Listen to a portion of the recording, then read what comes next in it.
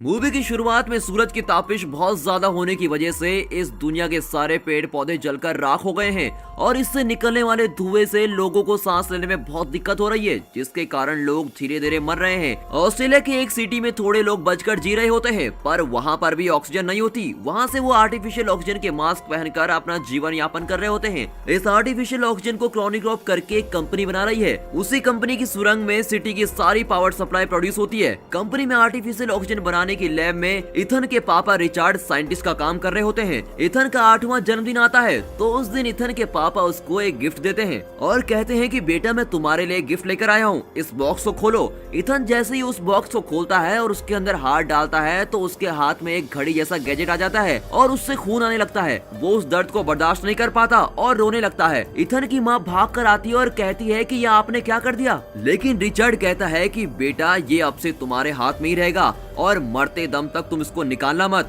ये तुम्हें इस दुनिया में पहचान दिलाएगा। अब ये कहकर इथन के पापा रिचर्ड वहाँ से निकल जाते हैं। लैब में जाने की थोड़ी देर बाद रिचर्ड के पापा से इथन को फोन आता है और कहता है कि तुम और तुम्हारी माँ थोड़ा चल कर आओ, मैं तुम्हारा इंतजार कर रहा हूँ। इथन और उसकी माँ आर्टिफिशियल ऑक्सीजन का मास्क पहनकर रोड पर चल रहे होते हैं। तभी कुछ लोग इथन की माँ को शूट कर देते हैं और उसको जान से मार देते हैं। उसका मास्क और इथन का मास्क निकाल कर वहाँ से चले जाते हैं। अब इथन पापा पापा करके पुकार रहा होता है कि पापा बचाने के लिए आएंगे, लेकिन वो आता ही नहीं। तभी जूडो करके एक आदमी आता है जो कि आर्टिफिशियल ऑक्सीजन का मास्क देकर उसको वहाँ से बचाकर ले जाता है और उसको अपने साथ पालने लगता है। इथन के पापा रिचर्ड के काम करने वाली क्रोनिकॉप कंपनी में वो एक इलेक्ट्रिसिटी डिपार्टमेंट में काम कर रहा होता है। अचानक एक दिन वहाँ पर पावर प्रॉब्लम आती है और उसको रिलोड करने के लिए इथन बहुत ट्राई करता है। तभी अलर्ट आता है कि अगर 30 सेकंड में उसको ठीक नहीं किया गया तो एक बहुत बड़ा बॉम्ब ब्लास्ट होगा। इथन कैसे भी करके उसको ठीक कर देता है। ऐसी पावर प्रॉब्लम ठीक करने में इथन बहुत ही माहिर हो जाता है। उसके बाद ड्यूटी खत्म करके सारे वर्कर्स लाइन में खड़े हो जाते हैं। फिर उनकी आंखों को स्कैन कर रहे होते हैं। उसके लिए वो मास्क निकालते हैं और मास्क निकालते वक्त उस वर्कर्स में से एक खून की उल्टी कर रहा होता है।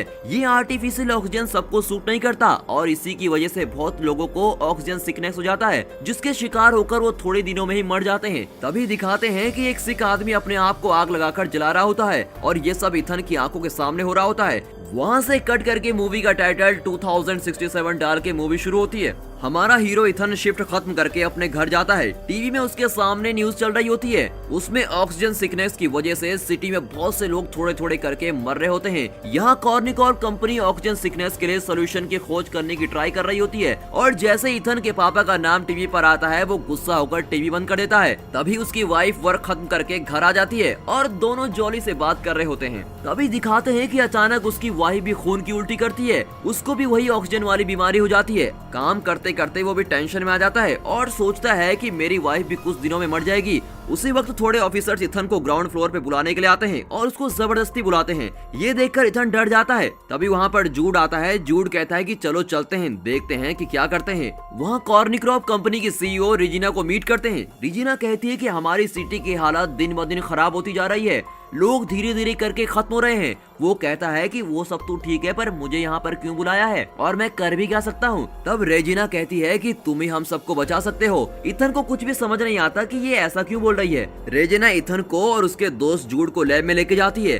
वहाँ पर साइंटिस्ट बिली इथन को वेलकम करता है। उस लैब में एक टाइम मशीन होती है। वो इथन को दिखाकर कहता है कि इसको तुम्हारे पापा रिचर्ड ने खोज निकाला था। इसमें से एक मैसेज हमने फ्यूचर को यानी कि 2467 में भेजकर चेक करके देखा और वहाँ से भी एक मैसेज वापस आया और वो क्या मैसेज है तुम खुद ही देख लो। रेजिना इथन को वो मैसेज दिखाती है। इथन वो देखकर बहुत ही शॉक हो जाता है क्योंकि उसमें कहा हुआ होता है कि इथन को भेजो। वो भी वो मैसेज इस प्रेजेंट टाइम से 400 साल बाद से आया था और उसमें 400 साल आगे भेजने की यानी कि फ्यूचर में भेजने की बात कही गई होती है। वो देखता है कि फ्यूचर में 400 साल बाद लोग जिंदा हैं। उसे बहुत ताज्जुब होता है क्योंकि ऐसे आर्टिफिशियल ऑक्सीजन यूज करेंगे तो थोड़े दिन में ही सब मर जाएंगे। फिर कैसे 400 साल बाद भी ये मशीन और लोग जिंदा हो सकते हैं और उनको हमारा नाम कैसे पता है, मुझे कुछ भी समझ नहीं आ रहा। और वो लोग हमको क्यों बुला रहे हैं, उसको कुछ भी समझ नहीं आता। रेजिना कहती है तुम इस मशीन के जरिए 400 साल के एक दिन पहले फ्यूचर में जाओगे और इस मैसेज को किसने टाइप करके भेजा है उनसे मिलना होगा और उनके पास बात करके इस डिजीज की दवाई पूछकर मांग कर लानी होगी और उन लोगों ने तुम्हें ही बुलाया है इसलिए तुम्हें ही जाना होगा।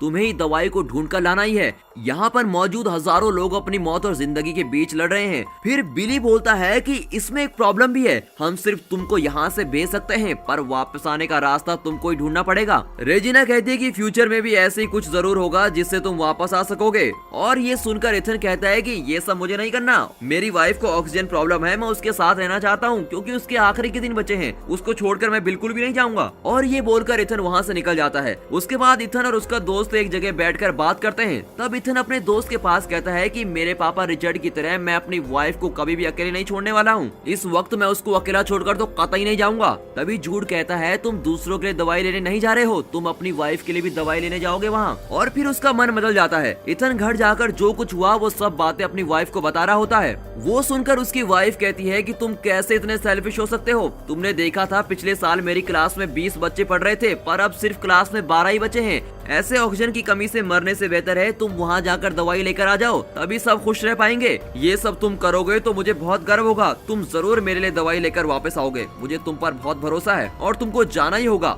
उसके बाद इथन रात को जब उसकी वाइफ सो रही होती है तो वहाँ पर एक फूल रख देता है, बट वो फूल असली का नहीं होता, वो कुछ लोहे की पंखुड़ियों से बना हुआ होता है। उसमें उसने लिखा हुआ होता है आई विल बी बैक, और ये लिखकर वहाँ से निकल जाता है। अब आपको तो पता ही होगा कि ये लोहे का फूल क्यों है, क्योंकि वहाँ पर पेड़ पौधे तो है नहीं, तो असली का फूल कहाँ से आएगा। लेकिन जब वो जा रहा होता है तो उसकी वाइफ सोई नहीं होती, वो सिर्फ सोने की एक्टिंग कर रही होती है और वो इथन को पता नहीं चलने देती कि वो उसको देख रही है। अब इथन कॉर्निक्रॉप कंपनी के लैब में पहुंच जाता है, वहाँ रेजिना उसका वेट कर रही होती है। इथन उसके पास कहता है कि उस दवाई का एक ड्रॉप भी मिलेगा तो मैं उसको पहले अपनी वाइफ को ही दूंगा, अगर तुम ये बात मानती हो मैं तभी वहाँ जाऊंगा। ठीक है करके रेजिना भी एक्सेप्ट कर देती है। अब वो टाइम ट्रेवल का सूट पहनकर उस मशीन में रेडी होकर बैठता है। तभी साइंटिस्ट बिली इथन को एक छोटा सा गैजेट देता है और कहता है कि ये आयरन मैन पिक्चर में आने वाला जार्विस की तरह एडवांस रोबोट है, ये तुम्हारी एक एक मूवमेंट को रिकॉर्ड करेगा और तुम्हें सारी चीजें बताएगा। जूड भी उसको बाय करके भेज देता है। अब मशीन ऑन हो जाती है, उसमें काउंटडाउन शुरू होता है और 0 के आते ही इथन के बदन पर बहुत सारे रेडियंस पास होते हैं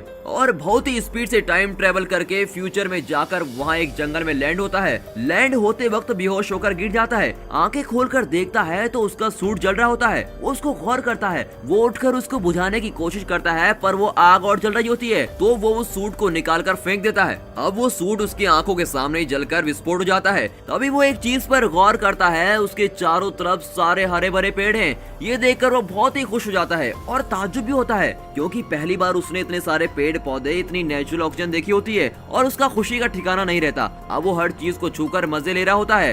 दोस्तों ऐसा सब हमारे साथ तो नहीं हो सकता, पर एक गेम के लिए पूछता हूँ, पेड़ पौधों के बिना आप इस दुनिया में कैसे सरवाइव करोगे? और क्या आपने कभी कोई पौधा लगाया है? अगर लगाया है तो कमेंट में जरूर बताना, और नहीं लगाया है तो प्लीज अब से लगाना शुरू कर दीजिए, क्योंकि आप जानते हैं ना, पेड़ हैं तो हम हैं। खैर चलिए वापस मूवी में आते हैं। अब वो उस गैजेट की मदद से रूट को फॉलो कर रहा होता है। वो जा रहा होता है तभी वहाँ पर एक आदमी का कंकाल पड़ा हुआ है और उसको देखकर वो डर जाता है। उसके कॉलर पर देखता है तो इथन वाइट करके लिखा हुआ है।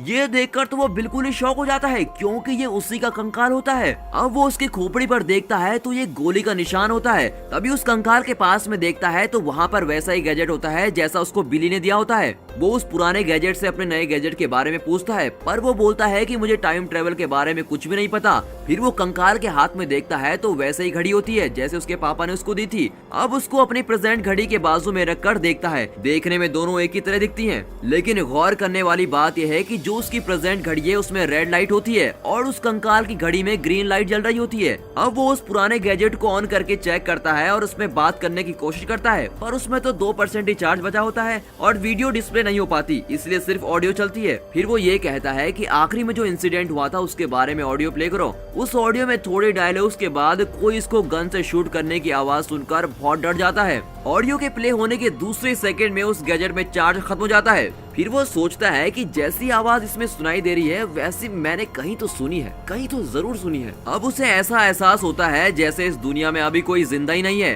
थोड़ा थोड़ा अंधेरा होने के बाद वो प्रेजेंट वाले गैजेट की मदद के साथ आग जलाकर उसके बाजू में बैठ जाता है। फिर वो कुछ फल वगैरह ढूंढ कर खाता है। उसके खाने के थोड़ी देर बाद जोर से बिजली चमकती है और बारिश शुरू हो जाती है। तभी देखते हैं कि दूर से कुछ रोशनी नजदीक आ रही है। उसके बाद एक आदमी उसके नजदीक आ रहा होता है। उसको देखकर ये सोचता है कि कहीं ये वही आदमी तो नहीं जिसने मुझे मारा था, और वो डरकर भागने की कोशिश करता है, पर वो बेहोश होकर गिर जाता है क्योंकि उस फल में जहर होता है। आया हुआ आदमी उसके हार्ट पे एक इंजेक्शन लगाता है थोड़ी देर बाद आंख खुलने पर उस आदमी के नजदीक आने पर ही पता चलता है कि वो उसका दोस्त जूड है। तब जूड कहता है कि तुमने वो जहरीला फल खाया, इसलिए मैं तुमको बचाने के लिए यहाँ आ गया हूँ। तुम अपनी जान के लिए लड़ रहे थे, जिसको हमने गैजेट के जरिए देख लिया था। तुम्हें बचाने और तुम्हारा साथ देने के लिए मैं भी आ गया हूँ। दूसरे दिन सुबह हो जाती है। फिर इथन जूड को भी वही कंकाल दिखाता है जो उसने देखा था, और ये देखकर जूड भी बहुत आश्चर्यचकित हो जाता है। उसके बाद दोनों जल्दी जल्दी दवाई ढूंढने की कोशिश कर रहे होते हैं और कहते हैं कि हमें जल्दी वापस भी जाना है। फिर वो अपने गैजेट से हेल्प मांगते हैं। वो उसको नया रूट दिखाता है। उसको फॉलो करते जाते वक्त वहाँ पर एक दरवाजा दिखता है। सिर्फ इथन उस दरवाजे के पास जाकर खड़ा हो जाता है। जूड एक पेड़ के पीछे छुपकर बैठ जाता है। तभी उस डोर से एक इंस्ट्रूमेंट निकलकर बाहर आता है और इथन की आंखों को स्कैन कर रहा होता है, और दूसरे ही सेकंड वो डोर खुल जाता है। दोनों अंदर जाते हैं। अंदर बहुत ही अंधेरा है और थोड़ी दूर चलने के बाद एक सिस्टम को देखते हैं। उसमें वेलकम इथन करके एक मैसेज डिस्प्ले होता है। तभी मशीन में आता है कि डीएनए को एनालाइज करना होगा। वो जैसे ही सिस्टम के आगे हाथ दिखाता है, उसके हाथ में जो घड़ी होती है वो अपने आप उसका खून निकालती है। वो दर्द के कारण तड़प रहा होता है। कुछ ही सेकंड में इसकी घड़ी की लाइट रेड से ग्रीन हो जाती है। फिर ये लोग समझ जाते हैं कि हम कॉर्निक्रॉप कंपनी में ही हैं। उस सिस्टम में इथन आखिर में जो इंसिडेंट हुआ था उसको डिस्प्ले करने के लिए कहता है। उस डिस्प्ले में इथन के 8वें जन्मदिन के समय रिचर्ड उसको वो घड़ी जब पहनाता है, उससे पहले के लैब में होने वाले इंसिडेंट को वो दिखा रहा होता है। रिचर्ड टाइम मशीन के जरिए एक मैसेज फ्यूचर को सेंड करता है। तभी रिप्ले आता है कि सेंड इथन व्हाइट। ये देखकर रिचर्ड बहुत ही शॉक हो जाता है। सिर्फ वो ही नहीं, रेजिना और बिली दोनों भी शॉक हो जाते हैं। रेजिना पूछती है कि उन लोगों को तुम्हारे बेटे का नाम कैसे पता। रिचर्ड कहता है कि वही तो मुझे समझ नहीं आ रहा। रेजिना पूछती है कि वो लोग हमें सिर्फ मैसेज क्यों भेज रहे हैं, वो लोग यहाँ आकर हमसे बात भी तो कर सकते हैं। तभी उसके जवाब में बिली कहता है कि पावर फेलियर हो रहा है, और अगर पावर प्रॉब्लम ना हो तो उस तरफ से इस तरफ कोई भी आ सकता है।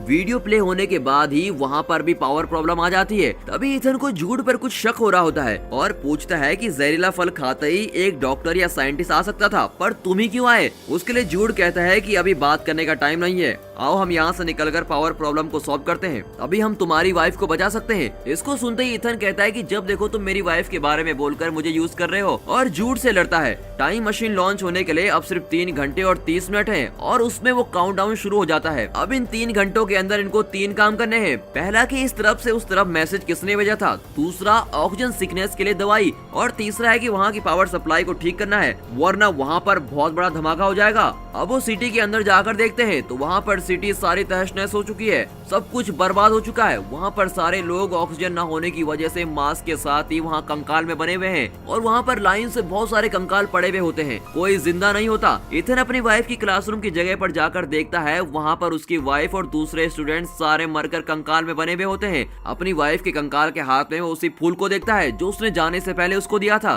उसमें उसकी वाइफ ने लिखा हुआ होता है कि तुम फिर वापस जरूर आओगे, मैं भगवान से प्रार्थना करूंगी।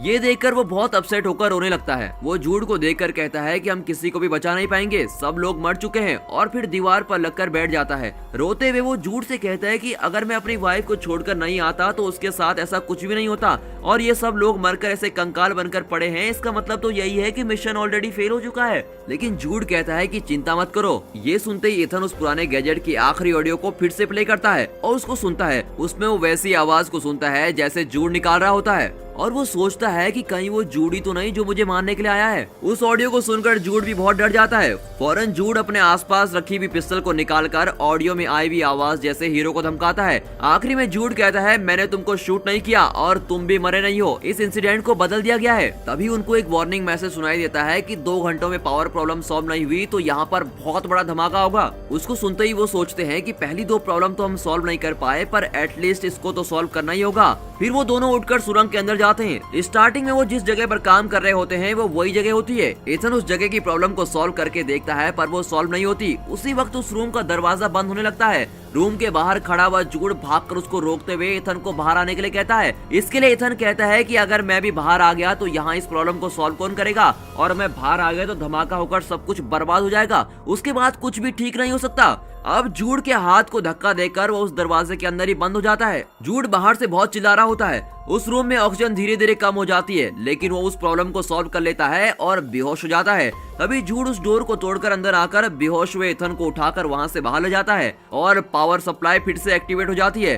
अब उन्होंने तीसरा काम तो यहाँ पर पूरा कर लिया, जो था पावर सप्लाई ठीक करने का। अब इथन यहाँ की सारी चीजों को जानने की कोशिश करता है, पर जूड उसको कुछ भी जानने नहीं देता, इसलिए जूड और उसकी लड़ाई हो जाती है। तभी इथन को एक आइडिया आता है, अपने नए गैजेट की बैटरी को निकालकर वो पुराने गैजेट में डाल देता है और उसमें वीडियो प्ले करता है। इसी बीच इथन जूड को एक रूम में धकेलकर उसको बंद कर देता है। आखिर में उसके पापा रिचर्ड के साथ क्या हुआ ये जानने के लिए वो वीडियो प्ले करता है। उसमें दिखाते हैं कि रिचर्ड इथन के पास बात करता है, इथन तुम्हारा डीएनए होगा तो ये मशीन एक्टिवेट होगी। ये मशीन बुरे लोगों के हाथ में नहीं आनी चाहिए। ये मशीन अगर बुरे लोगों के हाथ में आ गई तो लोग इसका गलत उपयोग करेंगे, तुम्हें ही सबको बचाना पड़ेगा। तभी वही वाला सीन आता है जब वो कह रहा होता है कि तुम और तुम्हारी मम्मी चलकर आओ, मैं तुम्हारा इंतजार कर रहा हूँ, और फोन कट कर देता है। तभी रेजिना और जूड को दिखाते हैं। रेजिना कहती है कि इन सारे लोगों को बर्बाद होने दो, अगर मर गए तो दुनिया अपने आप ठीक हो जाएगी और फिर से पेड़ पौधे उग जाएंगे और ऑक्सीजन बनने लगेगी। अब क्योंकि रेजिना चाहती है कि वही फ्यूचर में जाए और सिर्फ वही बच पाए, रिचर्ड कहता है कि मेरे बेटे का डीएनए रहेगा तो ये मशीन एक्टिवेट हो पाएगी। रेजिना बिली के पास कहती है तुमको ये मशीन ऑपरेट करने आती है? वो कहता है कि हाँ पता है, और जैसे ही वो कहता है उसके अगले सेकंड वो बिना कुछ सोचे समझे झट से रिचार्ड को शूट कर देती है और वो वहीं पर मर जाता है। रिचार्ड के मरने की वजह से ही वो उस दिन अपनी वाइफ और बच्चे को बचाने के लिए नहीं जा पाता, और अब इथन को समझ में आ जाता है कि उस दिन पापा बचाने क्यों नहीं आए, और अब उसके दिल से अपने पापा के लिए नफरत चली जाती है। ये सब देखकर वो रो रहा होता है। तभी जूड उस रूम के अंदर का दरवाजा तोड़कर बाहर आ जाता है। वो वीडियो कंटिन्यूसली चलाता रहता है। उसमें रेजिना रिचार्ड को शूट करने के बाद जूड से कहती है कि इथन की माँ को मार कर लाओ और इथन को हमारे पास लेकर आओ, वो इस मिशन का की है और उसी के जरिए हम फ्यूचर तक पहुंच सकते हैं। ये सब देखने के बाद इथन गुस्सा होकर कहता है कि तुमने भी मुझे यूज किया है, और जूड को देखकर चिल्लाता है, पर वो जूड कहता है कि इसमें मेरी कोई गलती नहीं है, मुझे भी तुम्हारे जैसे यूज किया गया है। अब वो जूड अपने आप को सच साबित करने के लिए खुद पर गोली चला देता है और वहीं पर इथन के सामने मर जाता है। अब रेजिना ने इथन को फ्यूचर में इसलिए भेजा ताकि उसके डीएनए से वो मशीन एक्टिवेट हो पाए, और वही उसका मेन मोटिव था उसको वहाँ भेजने का। अब इथन ये सोच रहा होता है कि उन्हें यहाँ आने से कैसा रोका जाए। तभी अचानक उसके पापा रिचर्ड का भेजा हुआ फर्स्ट मैसेज आता है, जिसमें लिखा हुआ होता है कि ये मशीन बुरे लोगों के हाथ में नहीं आनी चाहिए। कट करके पास्ट में रेजिना उसके जाने वाले थोड़े लोगों के साथ टाइम ट्रेवल करने के लिए बिल्कुल तैयार है और इसका इंतजार कर रही होती है, और सोच रही होती है कि थोड़े ही सेकंड में इथन को मारकर जूड यहाँ पर आ जाएगा, और जैसे ही वो आएगा हम उसको भी मार देंगे और यहाँ से फिर हम फ्यूचर में चले जाएंगे। थोड़ी देर में मशीन में काउंटडाउन शुरू होता है और जैसे ही 0 आता है वो सब खुश हो जाते हैं और सोचते हैं कि जैसे ही वो आएगा खट से शूट कर देंगे। लेकिन वो सब ये देखकर शॉक हो जाते हैं क्योंकि उस मशीन में बहुत सारे पेड़ पौधे आ रहे होते हैं और उसी के साथ वो मशीन शट डाउन हो जाती है। कट करके दिखाते हैं कि इथन ने मशीन को बंद कर दिया है और उसको देखकर रेजिना चीखकर बहुत जोर से चिल्लाती है। उन पेड़ पौधों के साथ रेजिना के रिचार्ड को भी शूट करने वाली वीडियो भी है और उसी के साथ उसने अपनी वाइफ के लिए गिफ्ट भी भेजा है। तभी एक एनोनिमस रेडिएशन के जरिए इन्फॉर्मेशन मिलने की वजह से पुलिस कॉर्निक्रॉप में छाप मारती है। सारे पेड़ पौधों को लेकर रेजिना को भी गिरफ्तार कर लिया जाता है। इन पेड़ पौधों के साथ वो लोग नए पेड़ पौधे उगा रहे होते हैं और यहाँ पर दूसरा काम खत्म होता है और सभी लोग सोच रहे होते हैं कि भगवान ने उनके लिए पेड़ पौधे भेज दिए हैं। ये सब कुछ न्यूज में चल रहा होता है। उसकी वाइफ ये देखकर बहुत खुश हो जाती है और सोचती है कि ये इथन का काम ही है और वो समझ जाती है कि मेरे पति इथन ने किया है।